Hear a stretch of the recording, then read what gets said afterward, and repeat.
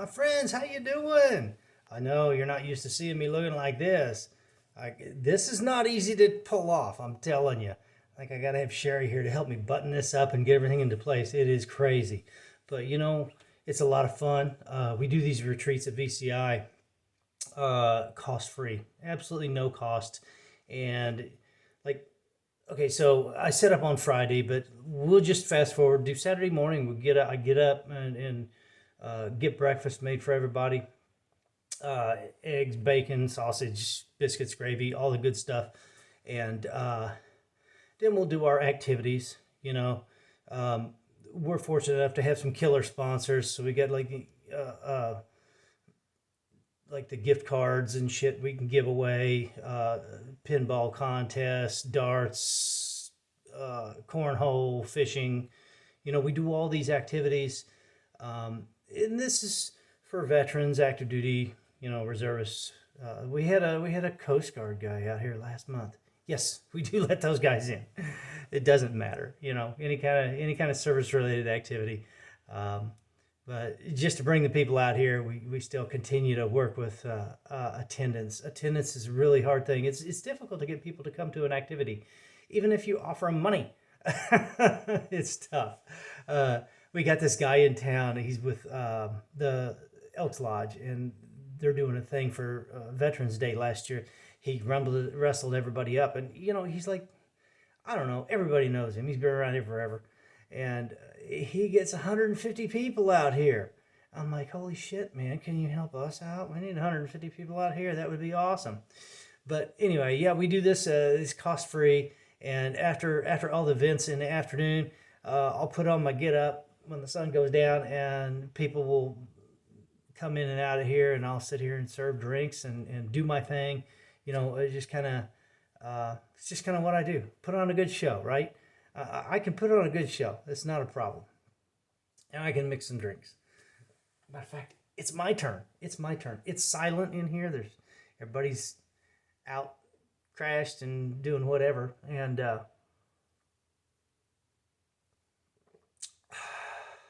I got all my work done, and I get to relax now. So wonderful thing, wonderful thing. And I want to say, I had it down here somewhere. Where are you? Where are you? That coffee whiskey. Oh, is that it? Oh my gosh. No, that's not it. Where did he go? Anyway, I had that coffee whiskey stuff. It's here. Anyway, that was the stuff. I want to say it was from Tennessee. I can't remember. Not something that I Kentucky coffee. That's what it was. Kentucky coffee. That's a brand name thing, and it's more of a liqueur. I did a thing on it. Here it is. Here's a bottle. Oh God, my back's breaking. Sorry. The Kentucky coffee. This stuff they went batshit crazy over this stuff, and like I say, this for me is a more of a liqueur. I like my foolproof bourbon. With the coffee beans. I prefer that. But man, they went through 3 bottles of that shit. one of the family members, he's like, "Yep, I gotta get some more of that. Where do I find that?" I was like, there's a new liquor store. Well, it's not new. The name's not new, but there's a Riverside, Missouri. It's like downtown, close to downtown, and they had a place called Red X for years. It's where everybody went to buy their like cigarettes, liquor, and scratchers. I know, but we are in Missouri, right? Anyway, they would get all their shit there, and they had a hardware store too, grocery store. It was old. It was old. It was a dated grocery store with a hardware store inside of it. I actually, when I was a kid, I would go there to get ammunition, because the hardware store sold ammunition that you couldn't just go somewhere and find. Actually, at Red X, years ago, my father-in-law, who's long since passed away, from my first wife. Anyway, don't even talk. Let's not go there. Yeah, he used to buy firearms, like a barrel of old guns from Red X. So yeah, they sold everything. They have a new store, and that son of a gun has a liquor selection like you would not believe, and you'll find that there, among other things. I know I've touted before about the Lucas Wine and Spirits Liquor Emporium.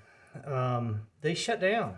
I don't get it. I think maybe it's because when you walk in the store, 90%, I'll back it down, maybe 80% of their inventory is wine. And yeah, people like wine, but they like specific types of wine. A lot of people are not adventurous. They're not going to go into a wine store and buy 6 different bottles of wine. Most people will go in and buy 2 bottles of wine, 2 different types of wine. That's about the max. Anyway, they had to go back. They went today and got 2 more bottles of the Kentucky coffee, whatever the hell it is. Anyway, it's okay. It's okay. For me, I'm a little different that way. But anyway, it's a good time. We get to do a really good thing, and I'm putting together a deal for. So this dude's got his deal set up for November 11th for it's like a lunch. All these veterans come in from the veterans home in buses and large vans, and I'm going to set up a deal with a bunch of Jeeps alongside the road, and I'm going to buy a box full of American flags, and they can hang the flags on their Jeeps, and so we'll have a row. I guess it's what they call a hero row. They do it during the honor flights. You line up at the airport with your flags, and you just can't make it through the ceremony without just being overcome by emotions. It's crazy, but things are changing, maybe for the better. I don't know. We're always in a constant state of change, but we get this done in November. Hopefully, I've got some people down here at that off-road park down the road, and I'm thinking I might be able to talk them into, hey, somebody shows up with a rig and they've got an American flag and it's got VCI on it. Can you hook us up and give them 50% off of their day of going out and playing, in the off-road park? So, one hand washes the other, and it doesn't cost VCI anything. I'll probably spend the money. It's probably not going to come out of VCI budget, but I need to get that box of flags. And I'm going to tell the people that attend, since they're so fucking excited about ducks. Jesus Christ, are we in the 8th grade? Well, no, everybody wants a damn duck for their Jeep. Okay, so I've got this bag of 100 ducks. It's a few less because there's been a few of them taken out of the bag. And if you don't know, the purpose of that bag of ducks was supposed to be for a video that included ducks and tannerite. And if you know what tannerite is, then you know what was going to happen to the ducks. Not all 100 ducks will die. Just 2 or 3 of them. In my head, it's funny, but I'm not a producer. I kind of fall down when it comes to the spit and polish of a product like that, of a media product. I can walk into a store and hand a flyer out and give a guy a pitch and walk out with a $50 gift card because, what we're doing here is, it's legit. We're serious. We're a 501c3, like, legit company. We're not messing around, and we're just looking for donations, from companies like that. But I can't do spit and polish on, like, the flyers and a video or anything like that. That's where I fall short. It's just not in my wheelhouse. Yeah, I can do a lot of shit, but I can't do that. I can sit here and serve drinks all night, but it's so nice when everybody decides to leave and it's the middle of the night. Everybody's drunk in their beds or their cots or sleeping bags or whatever. I can sit in here and just listen to the silence. I used to do that at the racetrack. I would, after all the races were done, they'd have the lights on. And of course, you always know the owners of the tracks, And they got the lights on, and you go out there, it's 2 o'clock in the morning, and everybody's gone, and you're the only poor fucker there. And you just walk around the track and just listen to the silence. Of course, after a night, in a car running all the laps you run, I always wore earplugs. But even at that, it's even more silent. You feel like you can hear a pin drop on the dirt. It's surreal, I guess would be a good explanation for it. Well, that's the way I feel here every once in a while. Whenever everybody leaves and it's just me, just feels surreal. It's an amazing facility. The guy built this. He built the whole facility here. His dad was a World War II pilot, so he wanted to do something for veterans. His brother-in-law is Skip Rizzo. He's a psychologist in Southern California. He works with PTSD people, and you start talking to people like that, it makes you want to do something, especially if you have the ability. Thank goodness this guy, just an amazing human being, had the ability to do it. He did it. We didn't know him, and one of his friends saw our flyer in Steve's brewery, and he sent a picture to him and said, "You need to get a hold of these guys." So Mike and I come out here and visited with him, and he's like, "You guys are like grassroots. You're the guys I want to come out here. I've tried to get everybody out here, and nobody wants to come out, and it's all, paperwork and red tape and fiery hoops, and I don't want to deal with all that shit.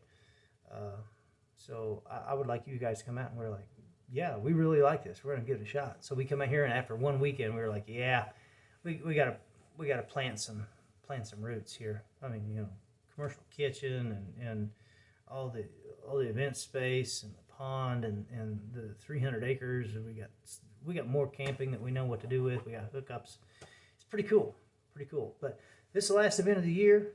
I'll be back out in November, Veterans Day, for that deal. But that's going to be just me coming out for lunch. I'm organizing the Hero Row thing, but I'll just be here as an attendee, not as a participant, not as a one of the organizers. I'm not going to be doing anything like that. That's all done by the Elks Lodges. Pretty cool deal. They give up prizes, but I don't want prizes. I just want time like this where I can sit in here and relax in solace and have a drink and just let my mind lay down. Just dial it down and relax alone in silence with my beverage and my peace. It hits the spot. Perfect. Anyway, yeah, this is what I do 1 week a month during camping season. And it's fun. And it's good. Feels good to be able to give back to others, regardless of what I'm doing. Thank goodness we're in a position now as a corporation that it doesn't cost any money out of my pocket, hardly any anymore, which not terrible, but these things, they're not cheap to put on one of these deals, but we don't have to have big money to do it. We've got the sponsors in place to where most of the stuff is material donations, because cash corrupts, right? So we keep cash to a minimum, keep material donations to a maximum, and everything is awesome, just awesome. So I hope you get the chance to bring some joy to someone else, someone close to you, regardless of whether it's, it doesn't have to be a veterans event or anything. Just your neighbor, help your neighbor out, help those around you out. People, especially these days, people need help. Things aren't going to get much better, it doesn't appear, but we always hope they will. And I mean, so far it's good, right? We woke up on the wrong side, on the right side of the dirt, and the best thing we can do about that is be happy. So I don't know who that was. I said, "Don't worry, be happy." That was a good tune, and I take that to heart. I hope you do too, and I hope you have a killer weekend. Just be awesome, and be awesome to others. Much love to you. Have a good one.